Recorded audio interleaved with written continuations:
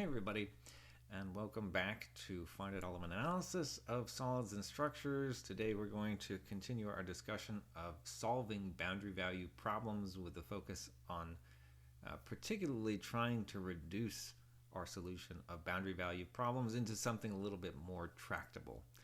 Last lecture we talked about some of the challenges inherent to solving boundary value problems. Why are they so difficult to solve, at least when they are posed in the so-called strong formulation of the original boundary value problem, which is why we had to introduce this new construction, which we called the so-called weak formulation of the boundary value problem.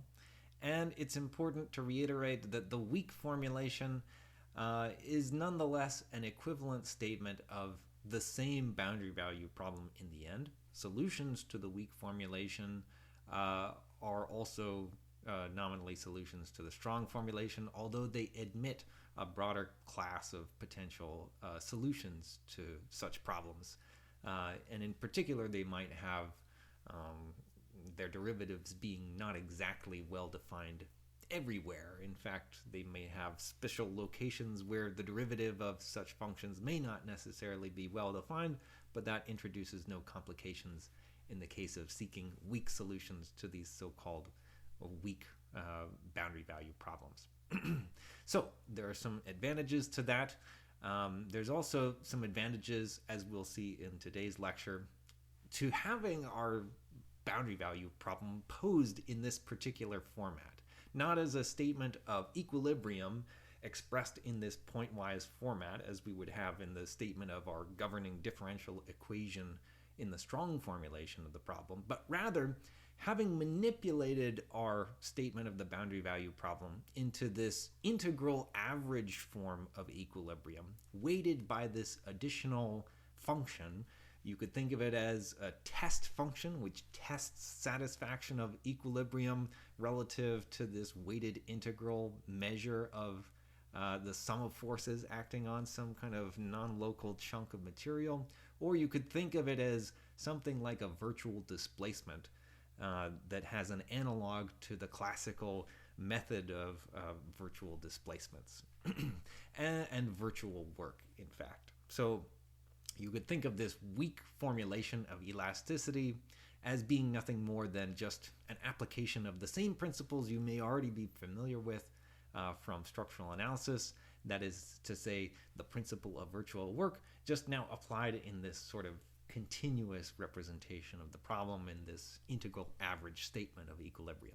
And we went a step further. We said that it doesn't really matter what this virtual displacement field looks like, as long as it's an admissible variation of the original displacement field, such that if we took some candidate guess of what we think the displacement field should look like, and we added to that some virtual displacement, whatever that resulting new displacement field would look like, the old displacement field, whatever our guess is, plus this new variation or virtual displacement, the sum of those two things should still give me a solution that, at a minimum, still satisfies the boundary conditions. Hence, we had to impose some extra requirements on this virtual displacement field.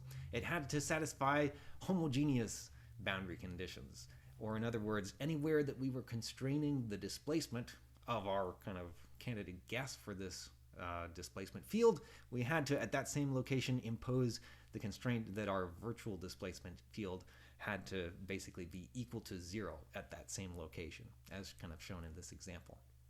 And we put some additional constraints on both how we define these admissible solutions, both for the displacement field and for this virtual displacement field. They had to be H1 functions. That is to say, their first derivatives had to be L2 integrable. So if we took the integral of some function's derivative and squared it, then that had to give us back a finite value.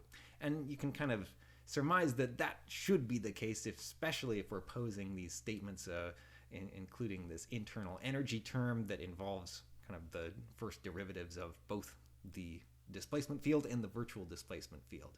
If either of those somehow blew up when we took this integral, then we'd be in trouble. So we need to at least to have that condition be the case. So we came up with this new statement of equilibrium. It looks kind of funny, but it has some analogs to things we're familiar with. And in addition to that, we can work in satisfaction of all of our boundary conditions.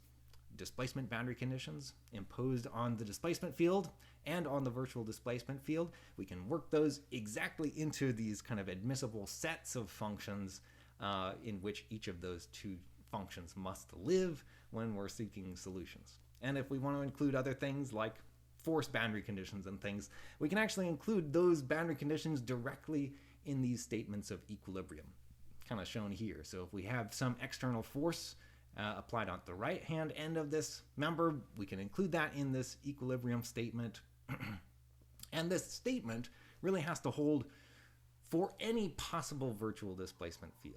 It always has to be satisfied regardless of how we pick this virtual displacement field. And that's kind of an interesting thing. We could pick it to be this kind of very small window to focus on a particular chunk of this member and say that equilibrium in an integral average sense weighted by our test function over this small chunk has to be satisfied there. We could move that window and kind of go down the line and just say, really, we can come up with these different statements of equilibrium at any non-local location throughout this member, and it should still hold in this non-local sense. So we can do that. We can do this for any possible test function, but that too introduces the potential for there being an infinite number of possible test functions that we could apply to actually seek solutions to this particular statement of equilibrium, which makes solving these problems still a little bit intractable. So really today's lecture is focused on, well, how do we find particular solutions to these boundary value problems by making the problem easier? And by that I mean making the problem smaller, not necessarily admitting an infinite number of candidate solutions for the displacement field and an infinite number of possible test functions that we can use to test whether these statements of equilibrium are always satisfied for different, virtual displacements. We're going to focus attention on choosing just a particular subset of candidate solutions and a particular subset of candidate test functions, which we'll use to evaluate a discrete number of equilibrium equations. Okay, so that's a lot of background, but just to kind of catch you up and bring you up to speed on what we're doing in this lecture. And I also wanted to kind of give you some of that intuition, a little bit more of a firm grasp on how exactly do we read these statements of the weak formulation expressed in these two contributions. On the left-hand side, there's what you might think of as the external virtual work, all the work done, or more specifically, the virtual work that would be done by whatever external loads we're putting on the structure, which could be any distributed loads, integrated along the length, and multiplied by the corresponding virtual displacement that they would move through, plus whatever kind of virtual work would be done by this end load moving through an end displacement. And we could also come up with a statement of what's the corresponding internal virtual work that should happen as the structure might move through this potential or candidate virtual displacement or variation.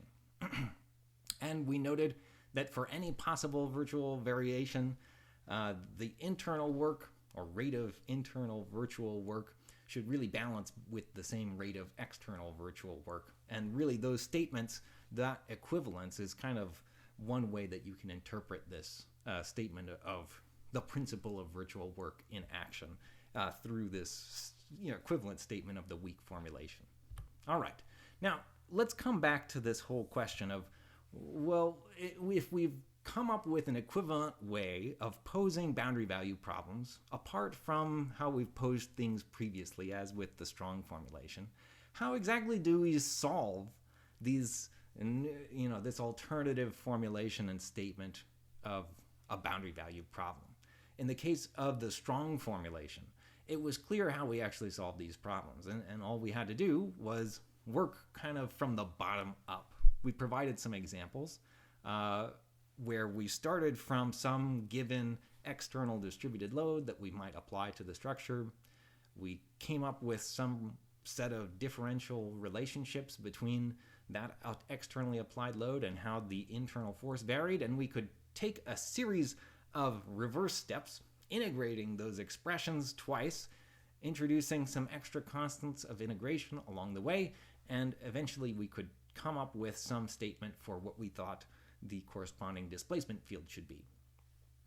All right, and that was fairly straightforward. It's possible to do this in a lot of simple elasticity problems, and it's particularly nice to do this in these simple one-dimensional contexts.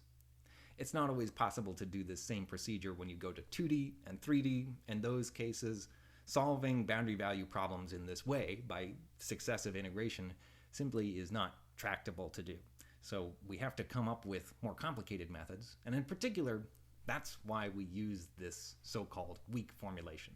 But the method of solving boundary value problems through application of this weak formulation concept is actually the reverse of the process that we would take to solve problems posed in strong form.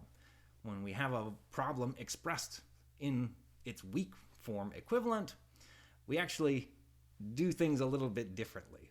And to break it down for you, it's really nothing more than just guessing and checking what a candidate solution might be to this statement of equilibrium. We start with some particular guess of what we think the displacement field might be. Sometimes you just say, well, let's just guess it's zero, that the structure doesn't displace, and then we'll see. Let's test if it actually displaced at all.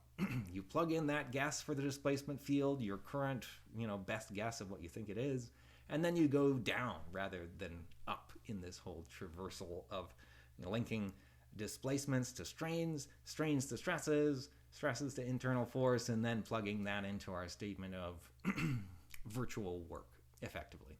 We can test that statement of virtual work against any number of candidate test functions or virtual displacement fields, and we can verify, did our guess for this displacement field actually satisfy equilibrium as expressed through this virtual work principle? And if it did satisfy it, then, well, we're done. We know that this particular solution for the displacement field is the solution which satisfies equilibrium in this integral average weighted sense. If it didn't, now we have to go back and revise our guess. And there are several ways that we can do that in a more intelligent way, but at the end of the day, it comes back to just saying, well, let's update our guess, plug it back in, and then we have to go through this same exercise, take this new displacement field, push it through all these relationships, and then test again. Verify, did it satisfy equilibrium? And if it didn't again, then we have to keep doing this loop until eventually we find the right solution. Now, you might think, well, this seems very tedious. How exactly do I know how to update my solution? How do I know what to pick as my initial guess? And that's precisely the concern that we might have when we come to solving these problems in general. Because how exactly do we pick this function? It could be any possible function so long as it satisfies a few requirements. It certainly has to satisfy whatever boundary conditions we impose on it. And it also has to be at least an H1 function. It has to be L2 integrable. It should also be a continuous function. But at the same time, there are so many possible functions that satisfy those conditions. So there's really no great way for us to restrict attention to what specific functions should I start with? Where do I even begin in this process?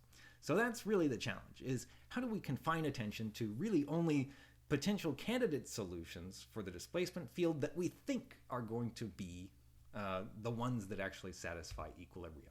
So that's really the challenge. How do we limit attention to only the set of candidate solutions for the displacement field that we think are going to be really our best guess for satisfying equilibrium? And really the way to do this is to limit the scope of possible functions. Rather than admitting all possible functions like sines and cosines with varying frequencies, and maybe there's all kinds of different polynomials of arbitrarily high order or degree, it makes sense instead to just say, maybe we can be a little bit clever. Maybe we can, perhaps we can make an educated guess of what type of function this solution might, for you, might look like, and then supply some initial guesses for what we think those functions might be. How could we construct some representation for this displacement field as some combination of these candidate functions that we think are well representative of what the true solution should be? So in that vein, let's go through this with a particular example in mind. And I'll consider, again, a simple one-dimensional problem fixed at the left-hand side. Maybe it has a load applied at the right-hand side, uniform material and cross-sectional properties, and with some distributed load applied over the length of it. And to make things slightly more interesting compared to previous investigations of similar problems, I'll actually make this distributed load vary as a function of position. So it'll have maybe some component of this representation for the variable force per unit length along this member. Some portion of it will remain constant. That's the piece of zero term. And then maybe there will also be this linearly varying term, piece of 1 times x. So it increases as we move down the length of this member. Okay, now the question is, given this particular problem and given these prescribed loading conditions, can we make an educated guess as to what we think the displacement field should look like, the true solution to this problem? Now, obviously, we could go through the process of solving this particular problem as posed in the strong form of the boundary value problem. But that would be kind of cheating. I mean, not cheating, but it would certainly defeat the purpose of demonstrating how we solve problems as posed in the weak form. So, in that spirit, we can still make some insights and note that, at least for this particular problem, if we start with a function that looks like so, it's a first-order polynomial. At least a polynomial that has, at most, kind of a linear term. If we were to proceed in solving this problem as posed in strong form, then basically what we would do is we would integrate this function twice. Maybe there'd be some extra constants that we have to multiply, but at the end of the day, it'll look like some polynomial of order, let's say, 1 plus 2. So if we started with a linear function, we integrate it once, now we have a quadratic function, integrate it again, now you have a cubic polynomial. So really what we expect is that the solution to this problem should be some cubic polynomial. We don't know exactly what it will look like, but we could make some reasonable assumptions here and say, if we know that the solution ought to be some cubic polynomial, we just don't know the coefficients of this polynomial, we could propose a particular form, or our initial guess, of the form for this function as shown below. So some cubic polynomial with unknown coefficients. But wait. Remember, we had to insist that if we are proposing some solution to this boundary value problem, then if we're posing this boundary value problem through the weak formulation, then we also have to insist that any candidate solutions must satisfy the boundary conditions, the displacement boundary conditions a priori. So, in that vein, we can't actually admit this particular general statement of what we think this candidate solution should be, because in general it doesn't actually satisfy our essential boundary condition that the displacement at x equals 0 is equal to 0. In order to ensure that, we actually have to get rid of that leading constant term.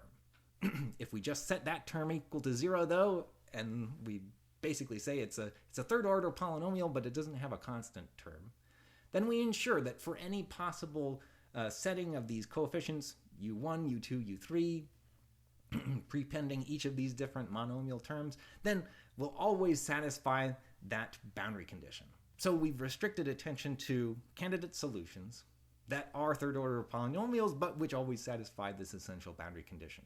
That one was particularly easy to set. In other cases where you have to enforce this essential boundary condition, it may not be so straightforward as to just omit one of those extra terms. But in this example, things seem a little bit easier.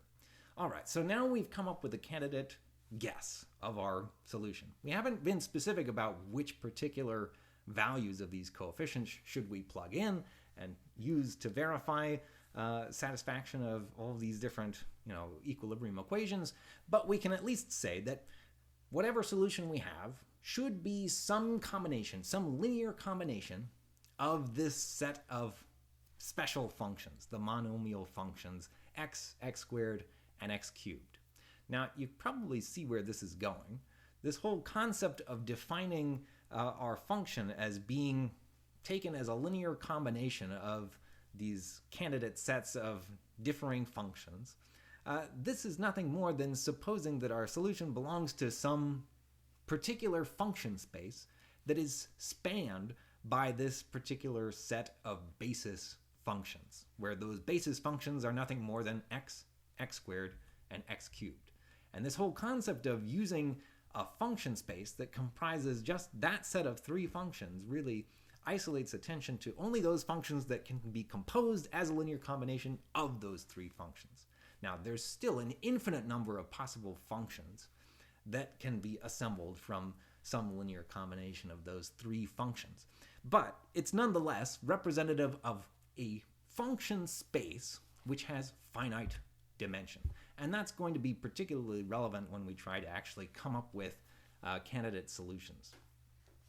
All right, now we have a guess of what we think the displacement field should look like. It's some function comprised of these three basis functions and some linear combination and belonging to some finite dimensional function space. Now, what about the virtual displacement field?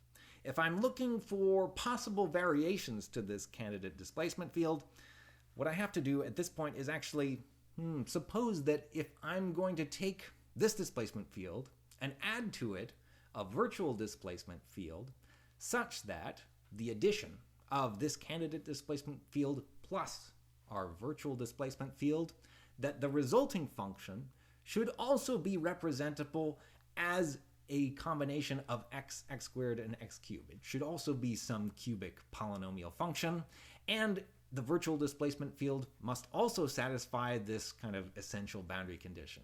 So, in effect, if I impose those requirements, then it follows that the only admissible class of virtual displacement functions that I can choose and still satisfy those requirements is something that looks almost identical to the way that we've posed our candidate displacement field.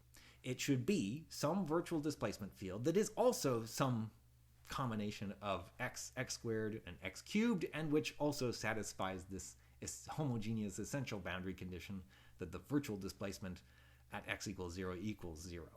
That way we ensure that if we add u plus v, then we get back yet another cubic polynomial that still satisfies the boundary conditions. So that made things a little bit easier, and it also means that now our candidate solutions for the displacement field and whatever, trial values for this virtual displacement field, that they kind of look the same. They belong to the same function space, in other words. So that's another way that you can think of this. But as I was saying, this function space in particular has a finite number of dimensions. And that number of dimensions is proportional directly to the number of basis functions that we're using to represent these solutions. So we can define this particular finite dimensional function space as kind of shown in set notation above. So it consists of all possible functions that are representable as some linear combination of x, x squared, and x cubed. In general, we could generalize this concept to some finite dimensional function space of arbitrary dimension p, where p is the number of the maximum monomial term. And also these functions have to a priori satisfy the condition of the essential boundary condition at the left-hand side. Displacement at x equals 0 equals 0. Now, this set of functions, I want to remind you, a function space is really not so different from a vector space in the sense that we can represent functions in this finite dimensional function space as being, again, some linear combination of the basis functions, somewhat in analog to the way that representations of vectors in some finite dimensional vector space can also be represented as just a linear combination of the basis vectors, or the vectors aligned with the different coordinate directions. Now, in the case of vector spaces, and the typical way of defining a canonical Cartesian coordinate basis using some set of basis vectors that are always orthogonal to one another, it's not always the case that the basis functions necessarily need to be orthogonal to one another in whatever sense that actually means. The only thing that's really important to take away from this slide is just that we can define a set of candidate functions that are spanned by this finite set of basis functions in order to come up with some subset of candidate functions that we will consider in trying to solve these problems. However, it begs the question, if I'm emphasizing that really these function spaces are finite dimensional, they're spanned by only a finite number of these basis functions, is it possible, however, to consider a so-called infinite dimensional function space? Basically, a function space that has an infinite number of these different basis functions to it. And in fact, in general, you could think of there being such a space, which comprises the set of all possible basis functions that you could consider, such as the set of all possible monomial functions, from x squared, x to the fourth, x to the fifth, all the way to x to the infinity power. Really, there's an infinite number of possible monomials that we could include, but clearly that makes solving these types of problems almost intractable. So really, restricting attention to these finite dimensional function spaces is essential for actually solving them. However, if our true solution to this problem that we've posed may be some much more general function that comprises maybe some arbitrary degree polynomial in some infinite series, then it might be necessary to actually include a very large number of these different monomial terms to be able to actually represent the true solution. So restricting attention to a finite dimensional function space really does raise the question, well, how many functions do I really need to include in this particular candidate set of basis functions? We'll get to that question a little bit later, near the end of the lecture, but I just want to plant that seed in your mind and keep that in mind, that if we are restricting attention to a finite number of possible basis functions, which we can use to represent a candidate solution for this displacement field, we may not necessarily be choosing a large enough space to be able to represent a true solution in general. All right.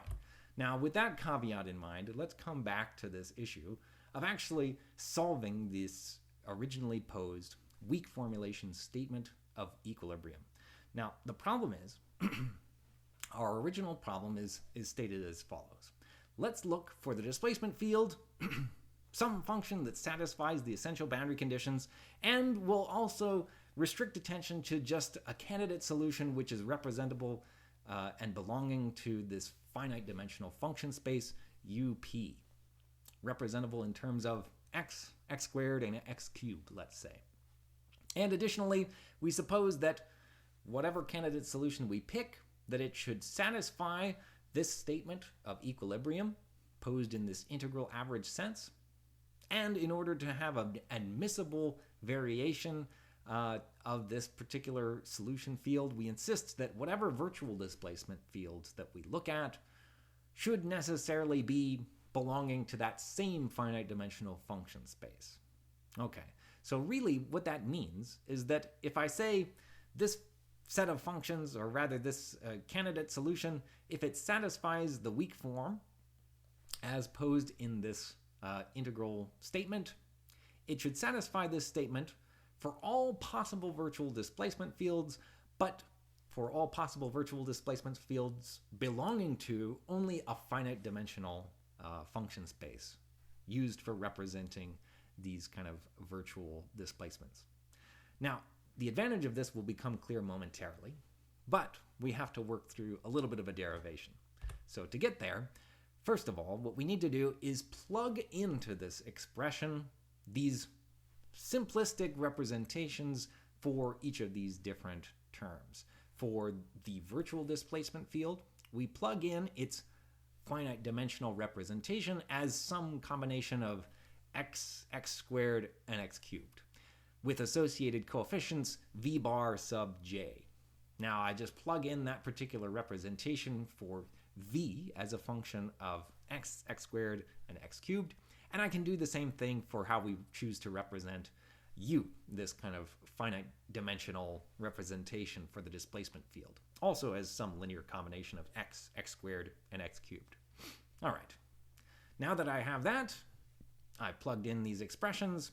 I also note that if these expressions are to be satisfied for any possible virtual displacement field, really that's equivalent to saying, after plugging in these different relationships, that this resulting expression has to be satisfied for all possible coefficients v bar sub j, j ranging from 1 to 3. So we've actually transformed the problem of trying to determine some statement that this equation has to be satisfied for all possible choices of virtual displacement fields. Now we've kind of reworked it into an equivalent statement, but which instead says that the values of these coefficients, v bar sub j, those are the things that could be arbitrary. We can pick those to be arbitrary, and we can recover any possible representation of our virtual displacement field. And so our representation of the statement that this equation has to hold really can be reworked into this equivalent statement. That it's just that these coefficients, v bar sub j, v bar 1, v bar 2, v bar 3, those values are potentially arbitrary. I can plug any particular choice of those values into this expression, and it should still hold if equilibrium is to be satisfied in this kind of weak integral average sense. Now, we can also recognize that maybe we can manipulate these expressions around. We can actually rearrange some terms, move things to different sides of this equation. I won't belabor some of the details. But the idea is we can actually extract out all of those individual coefficients for v bar sub j, the virtual displacement coefficients, if you like. And I can note that this resulting expression that I've manipulated this into looks a little bit something like the sum over j equals 1 to 3 of some kind of interior term multiplied by each of the v bar sub j's, that whole thing has to be equal to 0. And that has to be true for all possible choices of this set of coefficients v bar sub j. But if that's the case, if each of these coefficients could take on arbitrary value, it doesn't matter how I set them, then I can kind of be a little bit tricky and say, well, what if I chose v bar 1 equals 1, and v bar 2 and v bar 3 are both equal to 0? Then, in order for this equation to be satisfied, basically what it means is that for j equals 1, the interior term here, as shown in these curly braces, that whole thing has to be 0. Because if v bar 1 equals 1, then the only way for this whole expression to be equal to 0 is if that thing in curly braces is equal to 0. And that's true if I do the same exercise by just saying, well, set v bar 1 and v bar 3 equal to 0, and now v bar 2 is equal to 1. In which case, for j equals 2, this interior thing in curly braces also has to be equal to 0, and so forth. And you can apply this argument to basically rationalize that the thing inside curly braces, for all possible values of j ranging from 1 to 3, has to itself just be equal to 0. And in fact, this exercise of going through this set of arguments that for any possible setting of these different virtual displacement coefficients, that the interior term in curly braces being equal to 0, that gives me a set of equations equal in number to the number of these different virtual displacement coefficients. So at the end of the day, what I recovered are a set of 3 equations, which are effectively 3 equilibrium equations, a discrete set of equations, which I can use to solve for the unknown displacement field coefficients u bar sub I. All right, this set of equations is sometimes called the force residual equations. And this set of equations is really a statement of force equilibrium. You can kind of take a look at the units. Maybe some of the things need to be divided by units of length in order to make everything consistent, but effectively it is a statement of force equilibrium, and we have 3 of these different equations.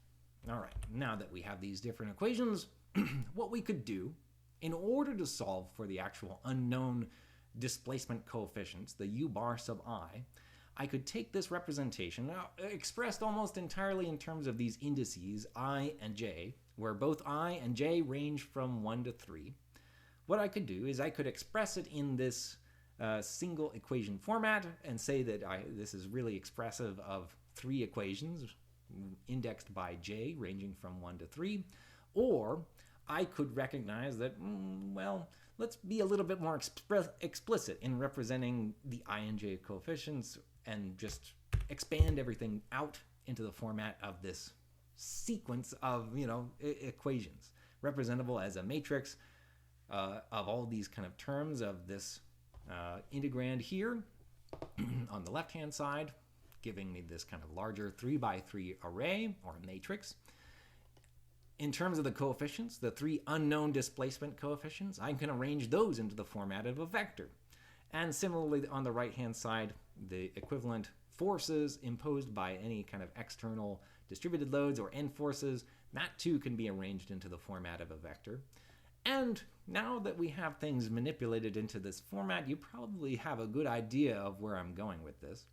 But in fact, really, this resulting set of equations is no different from what we had previously supposed was how we formulated problems in the finite element method, by posing that there's this matrix times a vector of displacement-like coefficients, where that matrix itself is sometimes referred to as the stiffness matrix. And the vector on the right-hand side of this expression is really nothing more than the vector filled with all the externally applied forces. Now, the interpretation here is a little bit different because we're not necessarily considering displacement coefficients that are representative of the displacement at specific locations in the domain. We've actually generalized our interpretation of what these different displacement coefficients actually represent.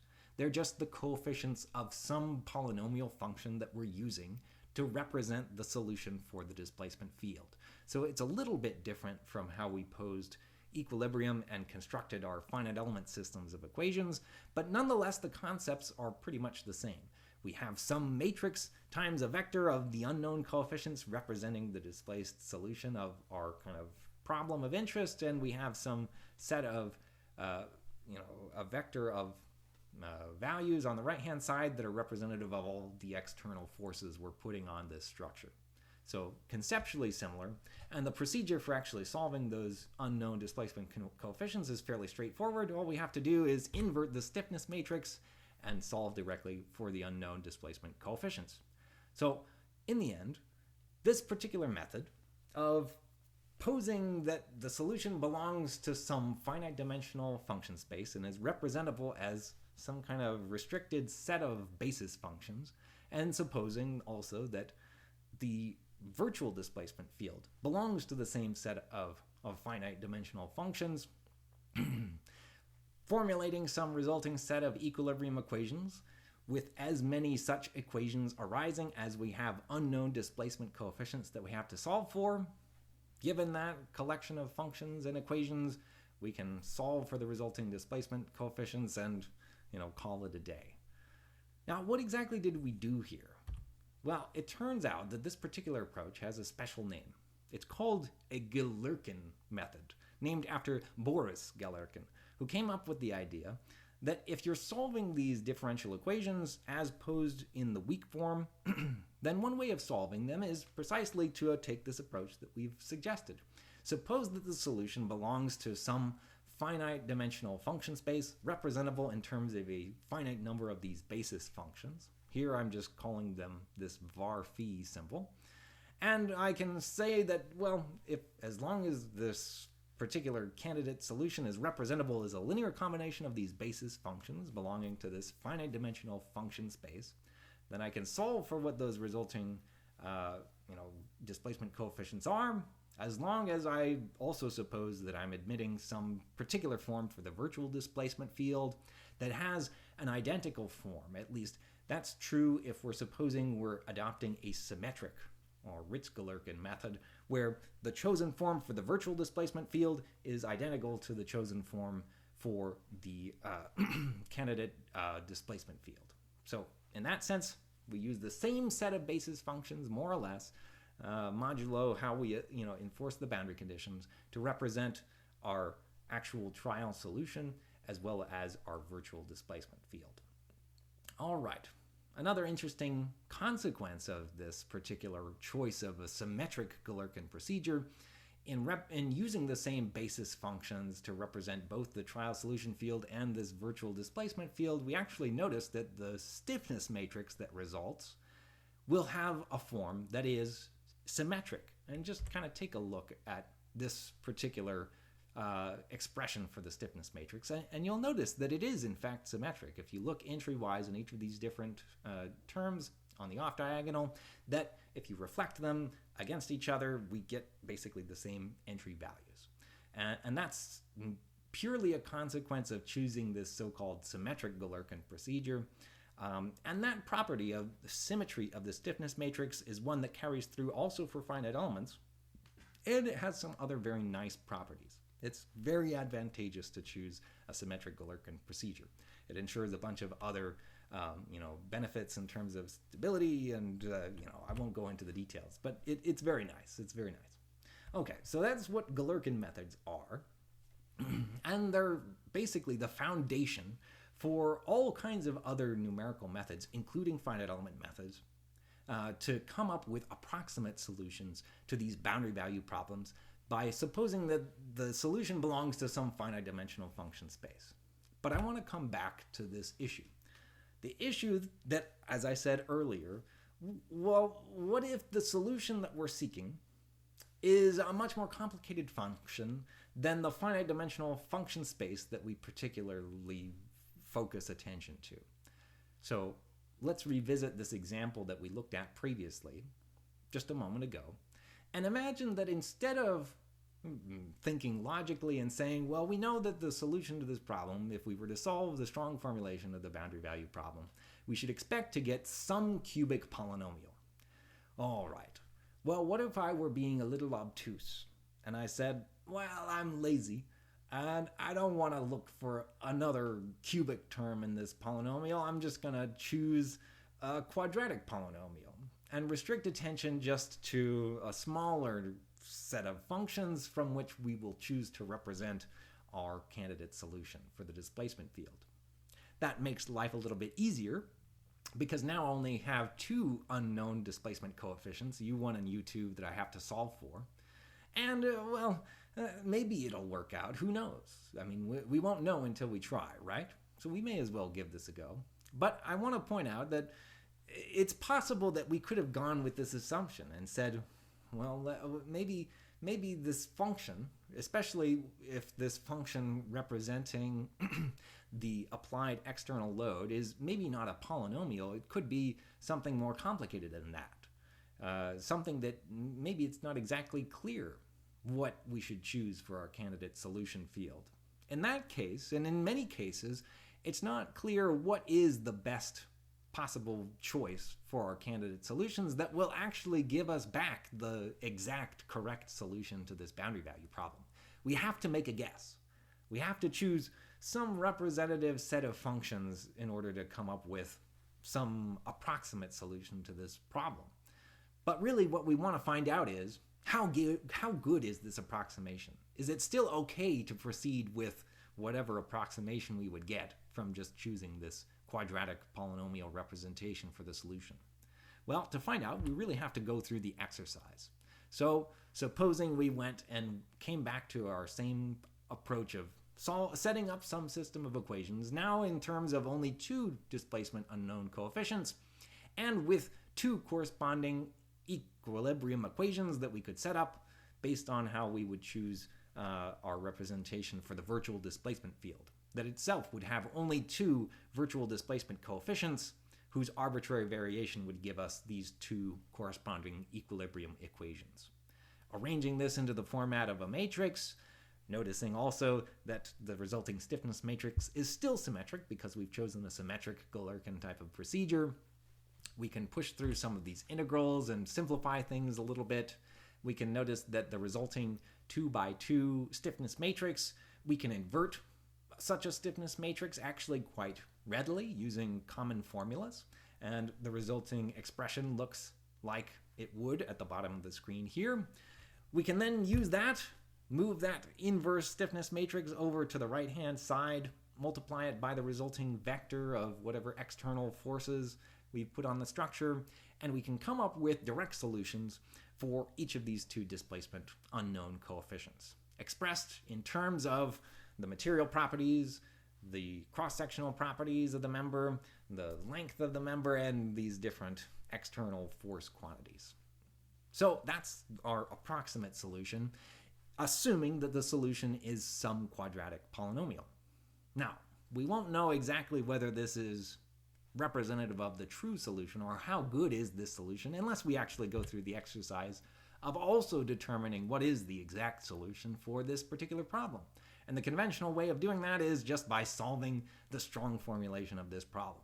For one-dimensional problems such as this, it's not so different from what we had discussed in previous lectures. We just start from the bottom and work our way up. So given this expression for a linearly varying polynomial function expressing how the distributed load varies along the length of this member, we can integrate once, introduce a constant of integration, divide by E times A to get the strain, and integrate that again to get the displacement field plus another constant of integration. We can enforce our boundary conditions in order to figure out what those two constants of integration are. And at the end of the day, we get some function, which is, as we expected, some cubic polynomial that has some set of coefficients, u1, u2, u3, that are as follows, expressed in terms of, similarly, the material properties, the cross-sectional properties, the length of the member, and the different loading parameters. Now let's take a look at how these two solutions compare. The exact solution that we just derived from solving the strong formulation of the original boundary value problem, and the approximate solution we obtained through a Galerkin method by assuming that the solution is not a cubic polynomial, but is just some, restricted quadratic polynomial. Now you'll notice they're not the same, clearly, because obviously the exact solution has this extra cubic polynomial term, whereas our approximate solution doesn't have that cubic polynomial term. All right, so we set ourselves up for failure. We knew that there should have been this extra term here, but we were just being silly and said, well, let's just see what happens. Now, it is worth noting, however, that if, let's say, I imposed loading on the structure such that we didn't have that extra linear term, that piece of one term, let's just say we set it equal to 0. So in fact, under those circumstances, if we said that the applied distributed loading was just a uniform distributed load over the full length of the member, in that case, the true solution would have been a quadratic polynomial, in which case we would have actually gotten a resulting solution using our Galerkin approximation method, which in fact gives us back exactly the solution we obtained by solving the strong formulation statement of equilibrium. And in that case, we find that this so-called approximate solution is actually the exact solution because it happens to be capable of representing the exact solution itself, in this case, a quadratic polynomial. So that's actually pretty satisfying. At least we confirm that as long as we chose the right set of basis functions that are capable of representing the exact solution, then at least it looks like this Galerkin type method thing gives us back what we expect we should get by solving the equivalent strong formulation. And that's, again, a good confirmation that solutions to the weak formulation, at least as long as you're choosing an appropriately large enough number of basis functions corresponding to the exact representation of what the solution should be, you'll be guaranteed that you're going to get the right answer. However, if instead we chose some value for P1, that linear term, that was non-zero, suggesting that maybe that distributed load varied linearly, such that the resulting exact solution does include some kind of cubic polynomial term, then clearly we see that there's some discrepancy between these two functions and their resulting coefficients. But regardless of the fact that the coefficients are different, clearly you could kind of look and see that u1 exact and u bar 1 on the right-hand side, representing the coefficient for that linear polynomial term, that those are different. They're not too different. If you kind of look, this one on the left has a factor of 1/2. The one on the right has a factor of 7/12, which is pretty close to 1/2. But clearly there is no quadratic polynomial term in the exact solution, and yet our approximate solution says that there should be some quadratic term that has a factor of -1/4. Whereas in the exact solution, it's a cubic polynomial term that has a factor of -1/6. if you look at how these two functions vary, if you were to plot them in this kind of two-dimensional diagram, even though they are a little bit different, they nonetheless kind of look similar. I mean, they deviate a little bit over this whole kind of domain of interest, but at the same time, in spite of the fact that our approximate solution is being represented in terms of just a quadratic polynomial, it's doing the best it can. I mean, in spite of the fact that it's just not possible to represent a true cubic polynomial, it's still trying its best to somehow find an answer that kind of looks almost like what the exact solution should be.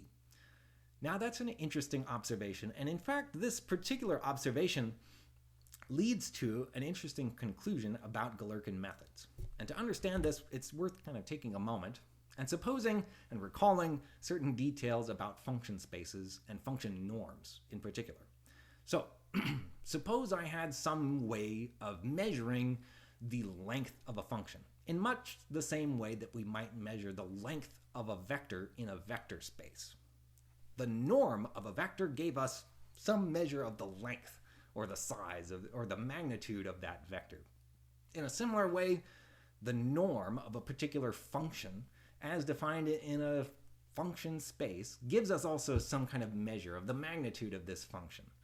So one particular way of measuring the magnitude of functions is this so-called energy semi-norm, which is a way of measuring functions in terms of kind of like the strain energy in the material that would result from applying some displacement field to a structure and seeing, well, how much does it stretch the material? And it turns out you can evaluate the energy semi-norm by evaluating this expression. It's the square root of the integral of E times A multiplied by the strain squared, integrated over the whole length. Now, what's interesting is that we can use this definition of the energy semi-norm to also measure not just what's the magnitude of this function, but what's the magnitude of the difference between two different functions. And we can use that kind of magnitude or norm definition to effectively measure, well, how different are these two functions? And that's useful if we want to compare, let's say, this exact solution that we've obtained against this approximate solution that we've derived using a Galerkin method. And in that way, we can measure, well, how different are these two functions? We can't, rather than just pointing and saying, well, they look different. We want to actually measure. We want to quantify how different. We want to give a number to that value and be able to compare, well, how good is this particular function in approximating this exact solution as compared to maybe some other candidate up solution or approximation to representing the exact solution? Is this function that we've obtained, this particular approximate solution, still better than maybe some other approximate solution that we could have obtained? And the way to measure that is, again, by supposing that we could measure this error in the solution by taking the difference of those two functions and then measuring that difference through this definition of the norm. And if we plug it into this definition of the energy semi-norm, then we can measure that difference by integrating over the whole domain the sum of squares, if you like. It's somewhat similar in concept, taking sort of a, sum of squared differences, as might show up in the statistics context. And trying to minimize the sum of square errors gives you some way of fitting a distribution in the case of a statistical context. In this sense, we're kind of measuring what's the sum of squares integrated over the length of this particular kind of description of these two functions. All right, now given that sense, what this should give us is sort of a measure of the average difference over this whole domain. So it might be, a little bit off over here, a little bit off over here, but on average, if it kind of fits pretty well over the full domain of values, then we say, well, these two functions are pretty close. They're pretty good. Now, we can use this also by noting that really, at least if we're comparing things still by looking at function spaces as being kind of analogous to vector spaces, imagine we had the following scenario in the case of a vector space. Suppose we had some, three-dimensional vector space in which there might be some vector, which I'll call A with a superscript E to denote an exact representation of a particular vector that I would like to represent, which happens to live somewhere in three-dimensional space. Now, let's suppose that we wanted to represent this vector in three-dimensional space using a vector that just lived in a two-dimensional plane. Or in other words, if we supposed that we could construct some approximate representation for A superscript E as just some linear combination of E sub x and E sub y, basically only by considering vectors that lie in this two-dimensional plane that omits this third component in the vertical direction. If we did this and we said, well, let's measure how different is my approximate representation for A sub E, a 3D vector, compared to my kind of two-dimensional planar approximation of this same vector. I could measure, well, how different are these two vectors by considering the magnitude of the difference between those two vectors and measuring that error in terms of the vector norm. So just by taking the difference of A superscript E minus A, our approximate two-dimensional representation of that vector, we can take the vector norm, and that gives us a measure of this error, which if we had an ideal situation where we wanted to minimize this particular measure of error, we would want to find what is this vector A in the two-dimensional plane which minimizes this error. And you can kind of surmise that really the vector that does that, which minimizes this error, is the vector which basically ensures that this kind of measure of error lies in a direction which is perpendicular to this two-dimensional planar region. That way, we basically ensure that this kind of distance between these two vectors is minimized. In the case of function spaces, we can kind of generalize that same concept and suppose that if we're trying to represent some function, let's say u superscript e, and as some cubic polynomial, similarly we could attempt to approximate that representation of a cubic polynomial using just a quadratic polynomial, restricting attention to just, some function u that can only be represented in terms of x and x squared. And we could similarly say, we want to find what's the best possible displacement function, a quadratic function, that best approximates this cubic polynomial. And we could measure how good it actually does in trying to approximate that function by measuring what's its error in terms of this energy semi-norm. Graphically, it kind of appears almost identical in the sense that you would want to find some function that minimizes this distance between this projected distance between these two represented vectors in this, I guess you could call it a function space in this sense. Now, what's interesting is that it so happens Galerkin methods satisfy this so-called best approximation property, wherein the solution to the weak form using a Galerkin method ensures that the approximate solution you get is, in fact, the best approximation that you could possibly get given the chosen set of finite basis functions for representing the solution. Even if your chosen set of basis functions cannot represent the exact solution, it will nonetheless do its best in order to minimize the resulting error that would come about between what the true solution ought to be and what your approximate solution is capable of representing. That's really powerful, and it's arguably one of the attributes of these Galerkin methods that facilitates finite element methods and other types of similar methods to achieve better and better accuracy as you continue to expand the set of basis functions that you include in representing solutions. So that property is really what lends itself to guaranteeing that finite element solutions or these other types of approximate solutions, nonetheless, even if they give you only an approximate answer, they nonetheless give you the best approximate answer. So, with all that said, I think we'll have to end it here. If you have questions, feel free to leave them in the chat. Otherwise, I'll look forward to seeing you in the next lecture. All right, see you then.